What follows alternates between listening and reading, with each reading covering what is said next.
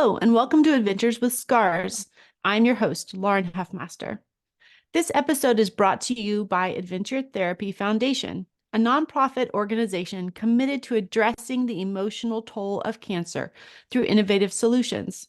To learn more, go to adventuretherapyfoundation.org. Adventures with Scars is a discussion on the emotional side effects of cancer. Upon receiving a cancer diagnosis, we are briefed on potential physical side effects we encounter, so we can anticipate them and prepare for changes that we would expect. However, guidance on the emotional impact of cancer is absent. On this podcast, we want to define the ways cancer impacts us beyond our physical health.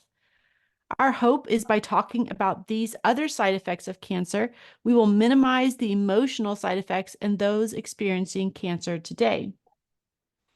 Today, I'm speaking with Lori Ponce. Lori is the mother of a daughter with stage 4 rhabdomyosarcoma. Lori was also diagnosed with a cancer diagnosis herself. So, Lori, thank you so much for being here today. Thank you for having me.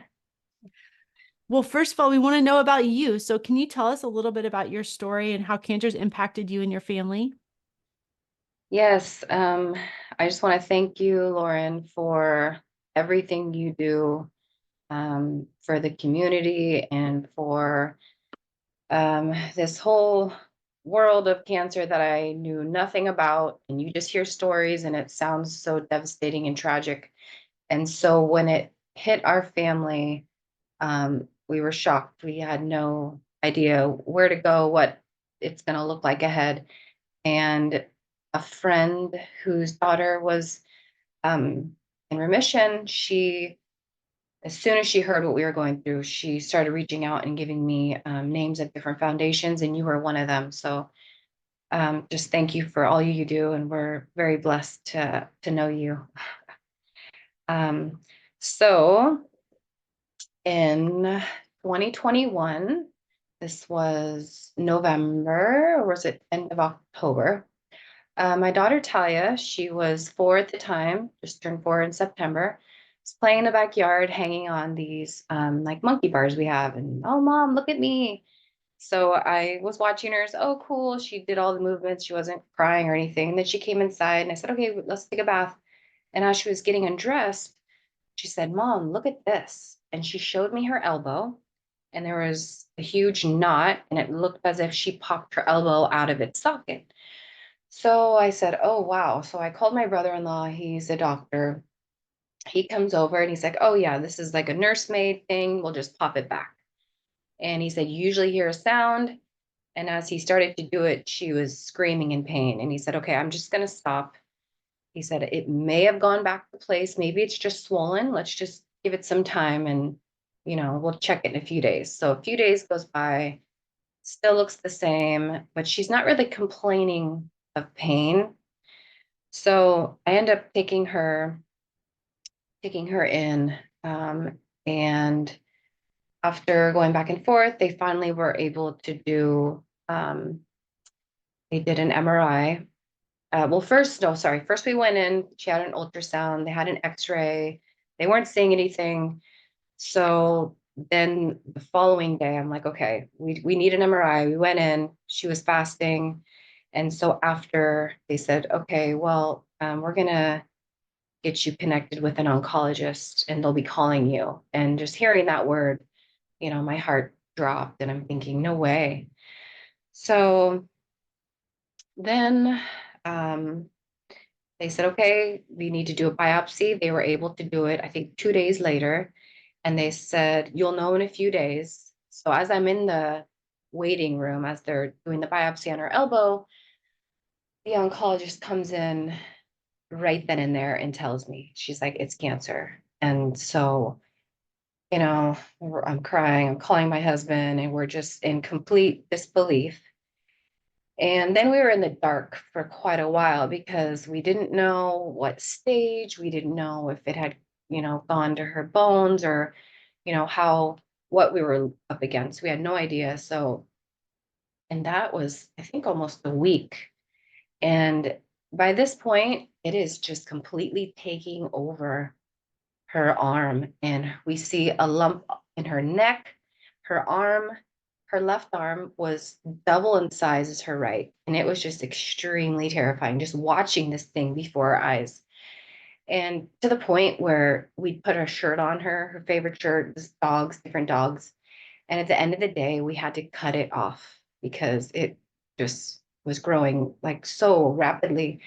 So, I mean, many sleepless nights. Mario and I were just, thinking, what is happening? Like, why? And just so confused. And she was taking oxycodone around the clock. At this point, it was extremely painful for her, but um, it was just amazing at how fast rhabdomyosarcoma, her tumors were growing. So her hand was puffy. So there was a tumor in her hand. We knew of the one in her elbow.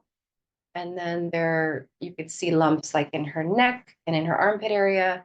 So those were her four tumors. So at this point, we're, the doctor had called, said, okay, this is stage 4. She's going to need chemotherapy and radiation. So we went into the office and, as bad as it was looking and sounding, I was thinking, okay, well, what else are you going to do? We're going to go in, we're going to do what they say.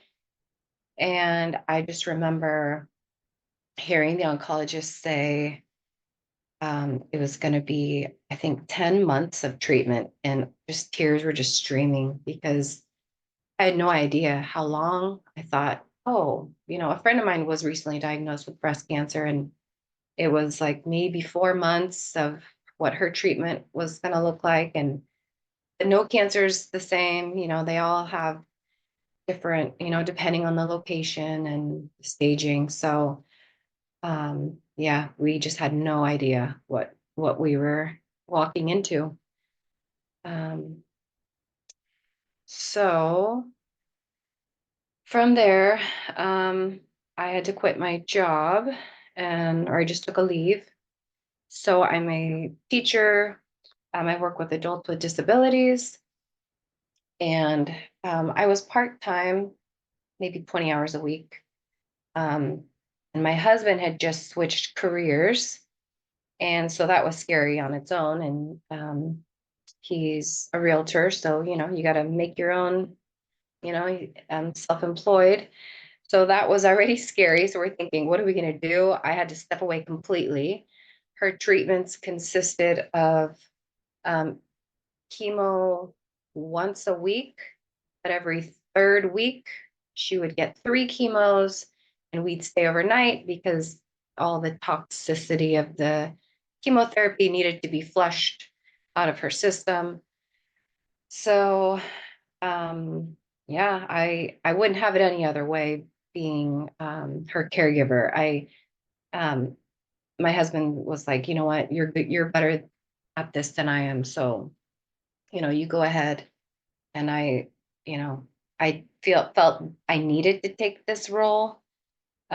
Just because when I wasn't with her, I would be worried, and so yeah. So our whole everything we knew, everything our normal was gone.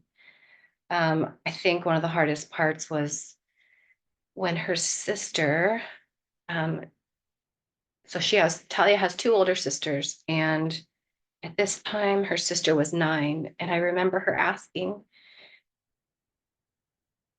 is Talia gonna die? And of course I answered no. But in my mind, we had no idea. We had, we didn't, we hoped for the best. We tried to put a smile on our faces for them. But that I think was one of the hardest. I just remember that moment, and just, I'm sure she could, because, at that age, you hear of cancer, you hear of people dying, and, you know, so that was very hard at that time. But thankfully, once she started getting her treatments, and this is what the nurses and oncologists were saying, that this type of cancer, as fast as it grows, as soon as she started getting treatment, it started shrinking just as fast. So that was very relieving to see. But yeah, the overnights for Talia were hard, sleeping in the hospital, being away from dad and her sisters. And there were just so many people that stepped up to the plate and people we didn't even know, hadn't even heard of. Your foundation, Adventure Therapy being one. There's another one in the hospital. It's called Little Wishes, and they bring gifts to children. So every third week when she would stay the night, there was a gift waiting for her, something that I knew she wanted, and they'd wrap it for her. And so it was something to look forward to, knowing she was going to get pokes and medicine that made her feel nasty. And then what else? Um, Well, we can Project stop Pink. there for a second. Oh, Oh yeah, yes. other things. There are a lot of organizations I'm sure that popped up through the years. So just to clarify, you were going every week for chemo, and then Mhm. every third week you'd stay for 3 days, and that lasted for 10 months. Yes. And even when I think it was the fifth month where she received radiation, the chemo didn't stop. We kept going. I will share something about Talia. So she was 4. She was already potty trained. But when we would need to stay overnight and her body was being flushed, so much water was pumping through her. And I told her at night, I said, we're going to put a pull up on you. And she looked at me like I was crazy. She's like, no, I don't wear pull ups. And I thought, well, of course you don't. You're a big girl. I said, but this is different. And all this medicine, then see that bag? They're putting that in your body through your port. You don't feel it, but it's going to make you have to go to the bathroom constantly all night. And she screamed and fought me. And I thought, okay, everything in her world has changed. This was the one thing that I could let her control. And I thought, all right, I'm going to give it to you. You don't have to wear the pull up. But every 2 hours, I would set my alarm and wake her up with, you know, her pole, and we'd walk over to the bathroom. And so every 2 hours, we'd get up so she didn't have to wear that pull up. But I thought, you know what? Yeah, I have to do this for her. It's like something big for her. And we could get through the night just waking up constantly. It'll work. So I gave it to her. I said, you know what? Yeah, you can have this one. I'll let you Well, win this fight. yeah, absolutely. Well, like you said, everything in her world had changed, and part of her identity at that time, it's hard to think. We know how we feel about our identity, but part of her identity at the time was probably being a big girl. She's the youngest, and she's Hmm. finally hit that mark that she's equal with her sisters, and it was not something she was willing to release. Right. Another thing I remember being hard on her. So it was Christmas time, and we had a bunch of friends and family come and sing carols at our door, and it was the sweetest thing. But Talia's hair had just started falling out, and she wouldn't come to the door. And she didn't want to see grandma. Like, she thought, no, it just was so unfair for her to, yeah, like you said, her identity, everything. And I just remember, like, we'd be at Costco or wherever, and kids stare, and she would overhear them say, Mom, why did that girl look like that? And then she'd say, Mom, did you hear that? And I said, yeah, but you know what, Talia, they don't understand. They don't know what cancer is. They've never met anyone who has cancer. So I said, you know what, if we pass by them again, you could tell them, say, hey, I have cancer. And then that child's parent can teach them about what it is. So, she learned so much, and it really showed a whole nother side of her. It brought out her empathy for others, and it's just amazing. I hate that it took her whole 4-year-old, you know, the age of her being 4 was totally stolen, but she gained so much that I think even some adults don't have what she gained from that year, you know. And that is, of course, the purpose of this podcast is to look into our own lives yes, acknowledge what was hard, what was taken, but also acknowledge the good. And it's amazing that you can look at her at the age of 4 and see both sides of this coin already. It's just truly amazing. But Lori, I also want to hear about the weight of caregiving. You know, this whole time you're away from your other girls, you're dealing with the aftermath of chemo, you're taking care of your daughter, driving back and forth for over an hour, I'm sure, back to the hospital every time. What does that feel like, that weight of caregiving? It's heavy. It's heavy. And I think about parents, to this day that are in the hospital and doing this day in and day out, and my heart just goes out for them. Um, just hoping for the best outcome, but really just not knowing and just putting all my trust in God and saying, okay, well, for whatever reason, this is what we're facing and we're going to get through it. And you just have to put on that face, because I know Talia doesn't understand what's happening. And even though I don't as well, you just pretend like you do. And um, just so many times, certain things would just pop up, and you're like, I was just in awe and like thinking about, okay, how are we going to pay for the bills? And then, I remember one day I was walking in, coming back from the hospital, and I get the mail and I opened something from the school district, and it says somebody has donated 220 hours. And I couldn't believe it. And this lady actually had to fight because the school district said, no, she is not the one that is being treated and going through this. So we can't do it. And she fought and fought until they said, okay, give her the hours.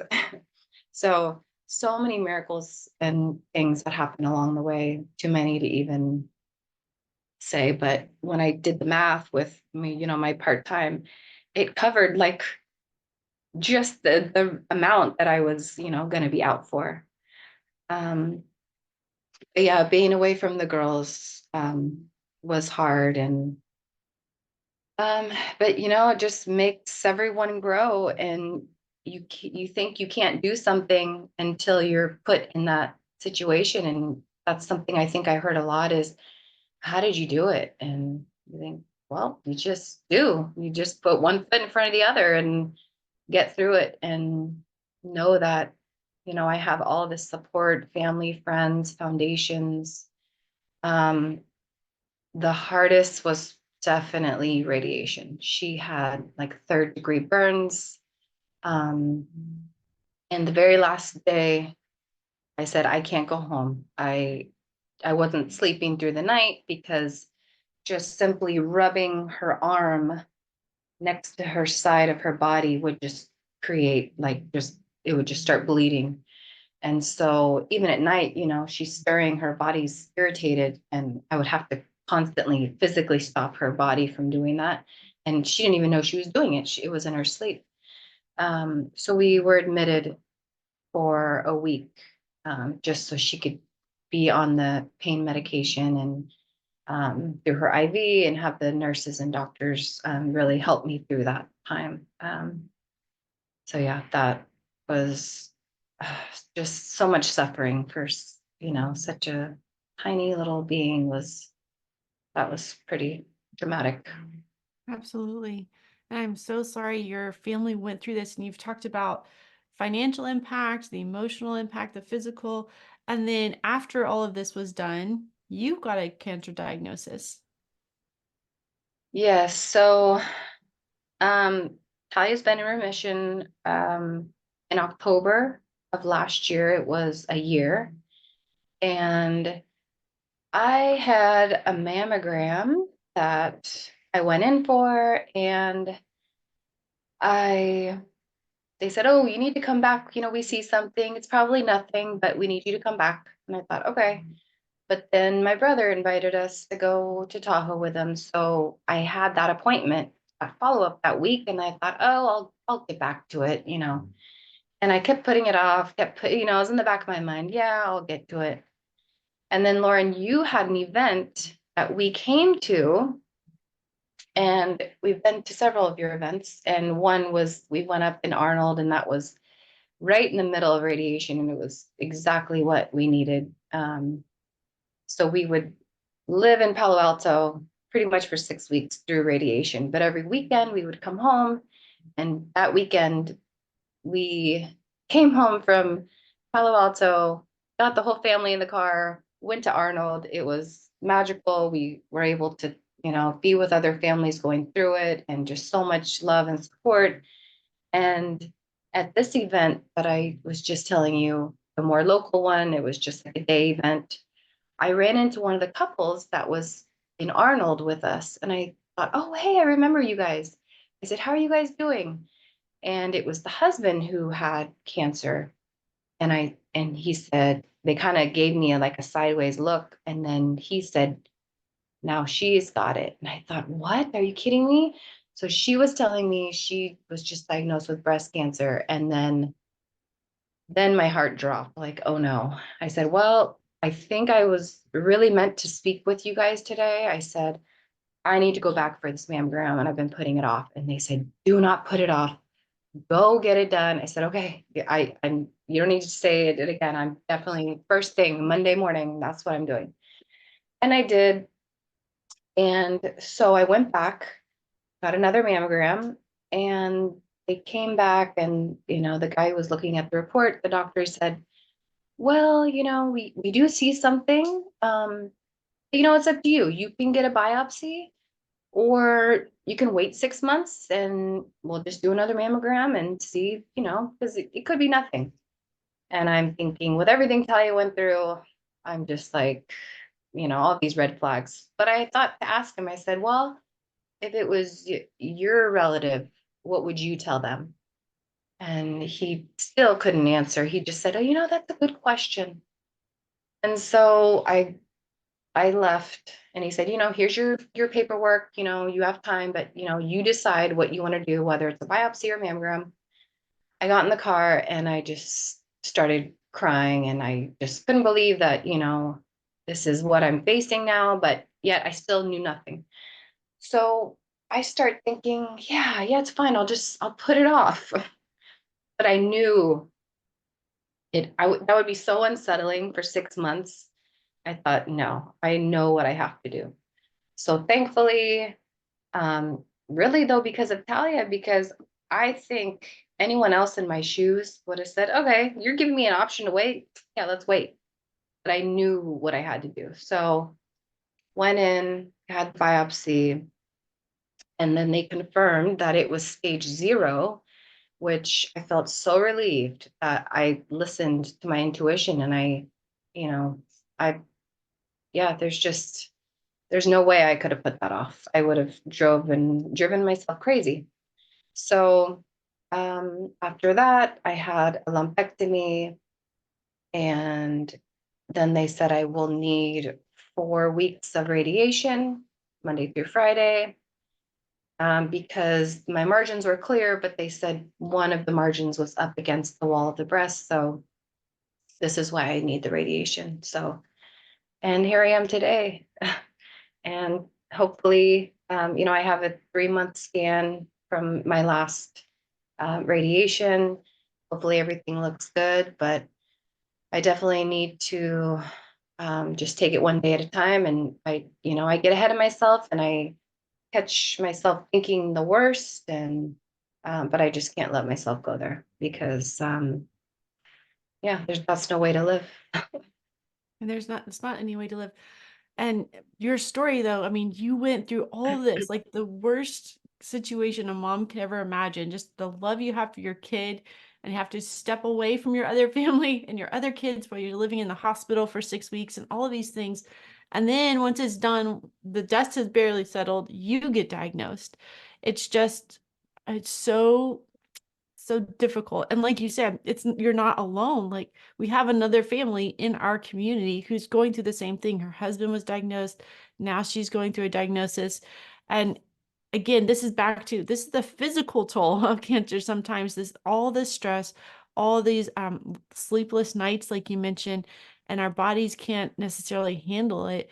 And we have to carry, and then our body creates something, and that leads us through a whole nother cancer story. It is just Mhm. overwhelming. But I wanted to tell your story because, first of all, it's amazing. Just you don't feel it right now, but your strength to walk all this through and to still choose that good mindset is amazing. And I know that strength does is probably not how you would define yourself right now because I can see on your face that you don't feel necessarily that strong, but it's through this struggle that we get strength. It's just like when Right. you go to the gym, you struggle, you grunt, you push, you do Mhm. whatever you have to do to move those weights or to move your body, but that's what makes us strong. And you're gaining strength for your family and for yourself. And I just wanted people to hear that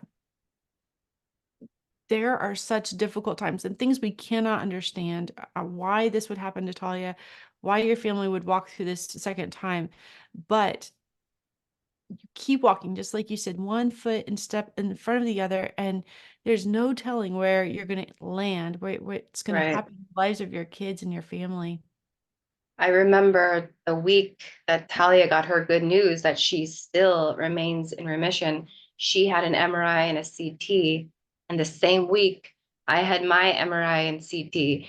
And I just felt like, oh, I just want to celebrate her 1 year. But then I got my news and I just thought, oh my gosh. But being that it's stage 0, that's good news. So you have to look at everything and just pick out, what is it that is good here. Okay, well, I went to that event and I was, exposed to somebody who did catch it later. And thank God that I went in and got that, second mammogram when I did. And um, I'll never know why I have, I have breast cancer or had breast cancer, but it could be from all the stress that I had with I'll never know. But one thing that allowed me to control at least something. Um, I'm very big on exercise, and I actually took it a step further recently, and I, went and got my personal trainer certification, and it's something I'm never going to stop doing. Exercise is so good for you in so many ways, but that's one thing when I would stay overnight in the hospital, and we'd have to be there, over 24 hours. And I'm in the hospital room with Talia, and we're just trying to pass the time. And she would take a nap, and I would exercise. And the nurses would come in and say, "Oh my gosh, look at you!" And I don't think, well, why not? Like, this is helping me, and then what else am I doing? I've already read the books and done, however many things today to help get through this. So yeah, exercise was one way that I could control the situation in a healthy way. And how has all of this impacted your relationship with your family? So I did something crazy by starting to homeschool. And being a teacher, I always knew, oh, I could do this. Like, I've always kind of been on the fence about it, but it's always different when it's your own children, right? But I thought, you know what? You never know, like, when your last day is. And one of your podcasts way back, I remember when I would be waiting as Talia. So every time that she had radiation, they'd put her under because they had to radiate an area in her neck, and a 4-year-old can't hold still. But I was sitting there, and I was listening to some of your things, and I read The Gift of Cancer, and I just, like, I don't know, it didn't irritate me, but I just thought, "Oh, yeah, right." Like, it just hit me wrong because I didn't understand it. But now it is a gift, and I see it because it makes you value the time you have. And we could be in a car accident tomorrow and be gone. You never know. But cancer magnifies your day in and day out, and how valuable, your time is, and how fleeting.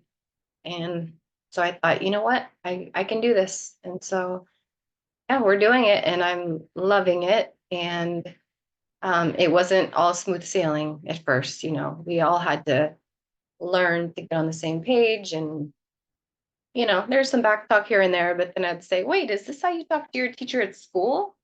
Well, no. Okay, well, this is school and I'm your teacher, so don't talk to me like that. But yeah, we've all grown from it. And I think that they would choose homeschool now, now that we're what, 7 months in? Yeah. Well, that's amazing. I'm so glad you get to spend time together and the girls get to see each other and grow up together. And you're very right about the gift of cancer. Every time I sort of throw that out there, I know that someone somewhere is going to be very angry at the words, but you can't really feel it until you've moved forward. At the very beginning in treatment, that's not the time to even imagine what a gift you could get from this experience, but it's through the healing process that we really learn to find the good that was there, that and the good we can experience from it, that post-traumatic growth that's possible. But I am very aware that some of my words and some of my optimistic statements are going to make people mad, but it's a challenge, really. It is that Right, there's a different perspective. You can right. think of it differently. And even if you're mad at the moment, it's going to stick with you until you sort of process it a little bit, and maybe it'll challenge Exactly. you in a different direction. Mhm. But yeah, so many of these things that we walked through, I, it felt daunting just knowing what was ahead. There are times where I just thought, oh my goodness, this just feels never ending. And I just can't wait till we get to that other side. But now being on the other side and being through everything we've been through, I'm just like, if we can get through that, we can get through anything. And just definitely having already being like a close family unit, we didn't have to get ready. We were already so supportive and loving. And so, and just extended family and friends too. Huge help. You said if we can get through that, we can get through anything. And I wanted to ask, but I sort of already knew the answer to that question. Sometimes when you've gone through something really difficult, and this is what my husband and I did, we said we just got through the most difficult thing. Now that we have momentum, let's just keep facing all the hard things and get them all out of the Exactly. way. So I was going Hmm. to say, what risks have you guys been taking? What challenges did you take on? But you've already said homeschooling, and now you're a certified coach. What else? Is there any other risk that you were like, we're just going to do this? Um, yeah, I don't know. We want to invest in more properties. So I'm like, well, I can teach from wherever we want. So yeah, let's do it. Maybe we can move not too far, local, but so maybe that. And then also as a side income, I'm thinking of maybe teaching a subject or two around my daughter's ages, and that could, be some other income where I can help other families who are homeschooling, take a little bit of the load off. I know when people hear homeschool, they think, no way, I could never. But it's really just that initial, in the beginning. But so yeah, we're always brainstorming and trying to see, okay, well, yeah, what next? Hmm. That's amazing.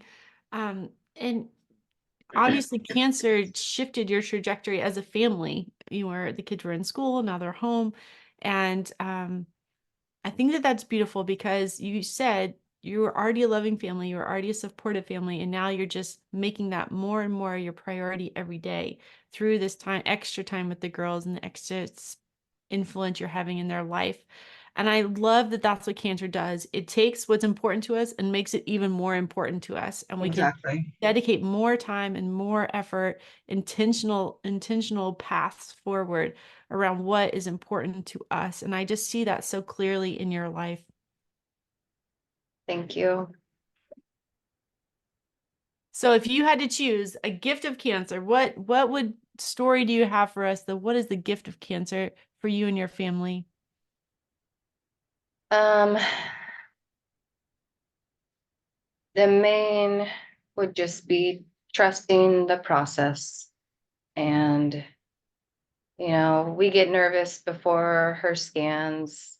She does, Talia has lymphedema, which, if you don't know, it's when your lymph nodes, um, they're damaged from all the radiation she got, so it can't filter like normal. So her arm it's kind of puffy. And at first that was very scary thinking, oh no, it's back, the tumor's back. But, now we kind of know the difference. And I still have moments with going through my own diagnosis. I think, oh, well, maybe, breast cancer is the secondary place and maybe it is somewhere else in my body and there's just a matter of time and they're going to find it. But it's just trusting the process and knowing that whatever is to come, you're going to face it, and, you're going to be an example for everyone else. And, um, yeah, just trying to stay strong and lean on the people and foundations like you, Lauren, um, and just taking advantage of all the ways that people are there to help. Um, yeah, Project Pink Wheels you introduced us to. And so this past weekend, I got to ride the pink fire truck and sign my name next to Talia. That was really special. Oh my goodness, that is so special.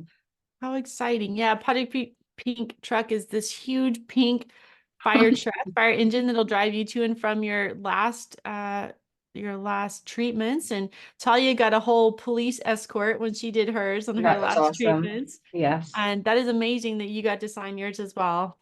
What a good Yeah. story. Yeah. But just seeing the community and friends and family and strangers, just the way people show up, it's just so mind blowing and comforting. And it's it's amazing. I can't even put into words. Yeah. Well, Lori, thank you for sharing your story. I know that your family hasn't fully recovered. This is all still very fresh in your life, but I see the seeds of hope, right? I see the seeds of change and these gifts that are going to grow in your life. How your paths have already shifted to be more intentionally, more true to yourself, and I'm just so proud of the family that you guys are. And I love little Yeah. Talia's smile, and her curly hair is so cute as it's growing out. But I just wanted to acknowledge and honor you and all that you've gone through on this podcast. So thank you for sharing your story. Thank you so much. Thank you for having me. My first podcast. Yay! If this conversation has been meaningful to you, please check out our other episodes or dig a little deeper by checking out our resources on adventuretherapyfoundation.org.